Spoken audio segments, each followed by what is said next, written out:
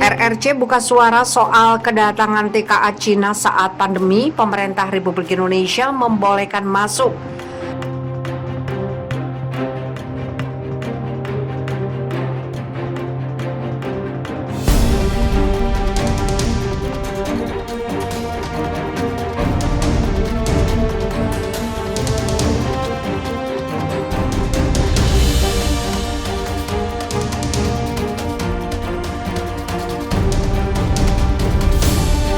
Kedatangan TKA Cina ke Indonesia di tengah ledakan kasus COVID-19 dan pemberlakuan PPKM darurat menjadi sorotan.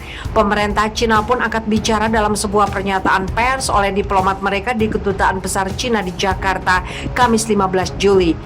Minister Konselor Xi Jinping menjelaskan tenaga kerja asing asal negaranya datang ke Indonesia secara sah karena tidak ada larangan atau penangguhan penerbangan ataupun pembatalan visa mereka. Hal itu menurutnya sejalan dengan kebijakan pemerintah Indonesia. Dia menambahkan saat ini situasi pandemi di Cina sendiri sudah terkendali. Sedangkan untuk mencegah penularan COVID-19, baik pemerintah Cina dan pemerintah Indonesia menurutnya kedua belah pihak mewajibkan perlindungan kesehatan yang ketat. Semua sesuai dengan persyaratan pemerintah Cina maupun Indonesia, imbu Xi Jinping. Menurutnya semua TKA Cina yang masuk ke Indonesia telah memiliki visa yang berlaku, sertifikat hasil negatif PCR dan kartu vaksin lengkap, serta menjalani isolasi yang diwajibkan. Ini sepenuhnya sesuai dengan peraturan Indonesia yang terbaru terkait perjalanan WNA ke Indonesia, tandasnya. Sebelumnya sebanyak 20 TKA Cina tiba di Bandara Hasanuddin Makassar, Sulawesi Selatan pada Sabtu 3 Juli malam. Kedatangan itu masuk pada hari pertama PPKM darurat Jawa Bali. Mereka datang untuk bekerja di perusahaan smelter di Kabupaten Bantaeng. Xi Jinping menambahkan sebagian besar karyawan perusahaan Cina yang ditugaskan ke Indonesia merupakan tenaga teknis yang profesional. Proyek yang dikerjakan pun menurutnya berdampak positif bagi Indonesia.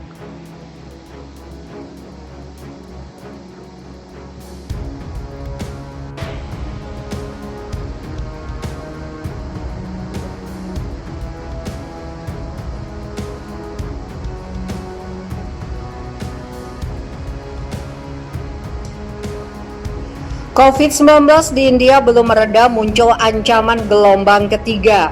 Sebuah organisasi dokter di India telah memperingatkan bahwa gelombang ketiga COVID di negara itu tidak dapat dihindari karena pembatasan sosial yang dilonggarkan di seluruh negeri. Perdana Menteri Narendra Modi juga telah memperingatkan terhadap kerumunan pengunjung di lokasi wisata di India. Foto dan video turis yang berbondong-bondong ke tujuan wisata populer menjadi viral dalam beberapa hari terakhir. Video menunjukkan bahwa sebagian besar dari mereka tidak mengenakan masker atau menjaga jarak sosial di tempat umum. Laporan dari media-media setempat mengungkapkan ribuan orang kini kembali mengunjungi tempat-tempat wisata perbukitan atau hill station di India sehingga memicu kekhawatiran penyebaran virus. Saya mengatakan dengan sangat tegas bahwa tidak baik sampai terjadi kerumunan di tempat-tempat wisata, pasar tanpa pakai masker, kata Modi dalam cuitan di Twitter sambil menyadari bahwa industri pariwisata telah mengalami pukulan hebat akibat pemberlakuan karantina wilayah atau lockdown.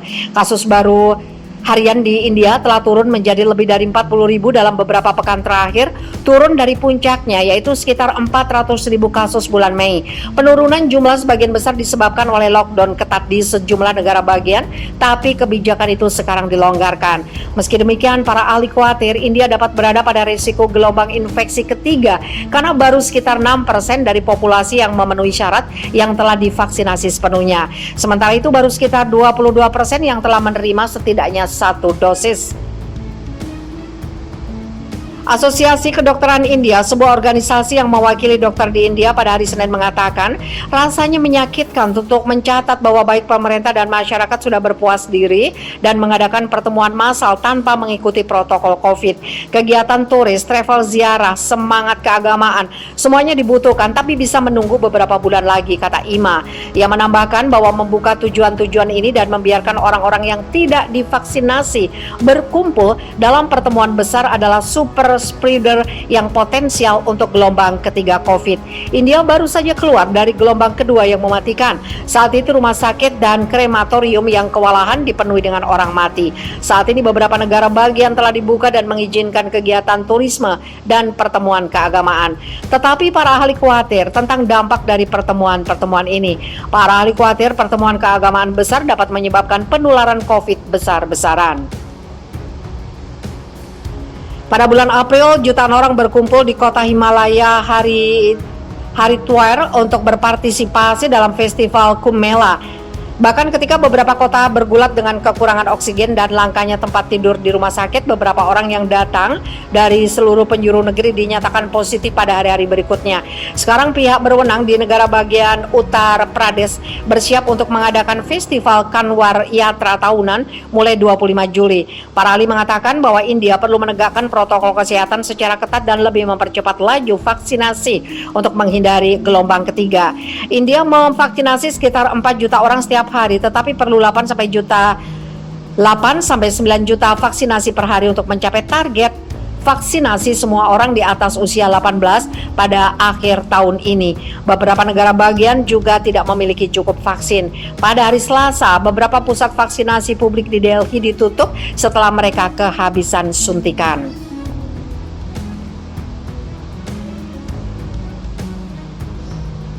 Kasus baru harian di India telah turun menjadi lebih dari 40.000 dalam beberapa pekan terakhir, turun dari puncaknya yaitu sekitar 400.000 kasus bulan Mei. Penurunan jumlah sebagian besar disebabkan oleh lockdown ketat di sejumlah negara bagian, tapi kebijakan itu sekarang dilonggarkan. Meski demikian, para ahli khawatir India dapat berada pada risiko gelombang infeksi ketiga karena baru sekitar 6% dari populasi yang memenuhi syarat yang telah divaksinasi sepenuhnya. Sementara itu baru sekitar 22% yang telah menerima setidaknya 1 dosis.